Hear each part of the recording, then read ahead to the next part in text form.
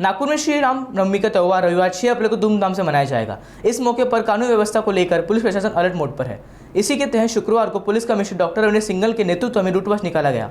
अब वही श्री पोद्दारेश्वर राम मंदिर की ओर से निकाले जाने वाली शोभा यात्रा के दौरान ड्रोन के माध्यम से नजर रखी जाएगी।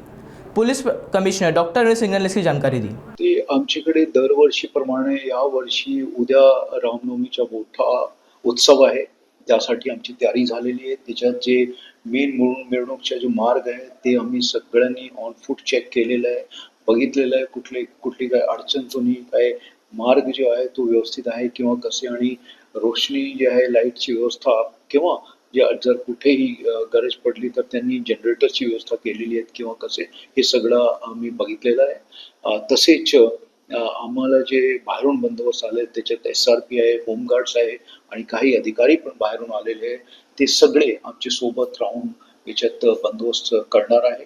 आम्ही जे मिरवणूकचा जो मेन रूट आहे त्याच्यावर कुठलाही अडथळा येऊ नये आणि त्याच्या जे जे जे रिलिजियस स्ट्रक्चर आहे, धार्मिक जे स्ट्रक्चर्स आहेत तेही त्यांच्याशी आमची बोलणी झालेली आहे आणि दरवर्षीप्रमाणे यावर्षी जे इतर धर्मचे जे लोक आहेत ते मेन मिरवणूकला ज्याप्रमाणे स्वागत करतात, यावर्षी तसंच स्वागताचे त्यांच्या कार्यक्रम किंवा प्रोग्राम राहणार आहे असे ते सगळ्यांनी सांगितलेलं आहे। आमची सगळ्यांसोबत मीटिंग्स पण झालेली आहे आणि त्या मीटिंग्समध्ये सर्वांमध्ये उत्साह आहे आणि मला पूर्ण खात्री आहे की उद्याचा बंदोबस्त व्यवस्थितपणे पार पडेल।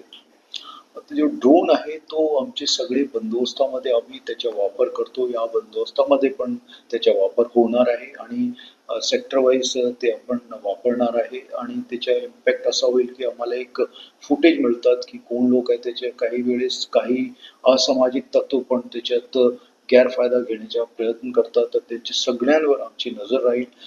किती लोक आहे, कसे ते मूव्ह होत आहे, सगळी याच्यासाठी आपण ड्रोन पेट्रोलिंग जसं म्हणतो किंवा ड्रोन फुटेज कॅप्चरिंग जे म्हणतो ते आपण सगळ्या याच्यात करणार आहे। याच्यात जवळपास 4 ते 5 हजार लोकांचा बंदोबस्त याच्यात उद्या राहणार आहे आणि आमची सगळी तयारी त्याच्यासाठी झालेली आहे।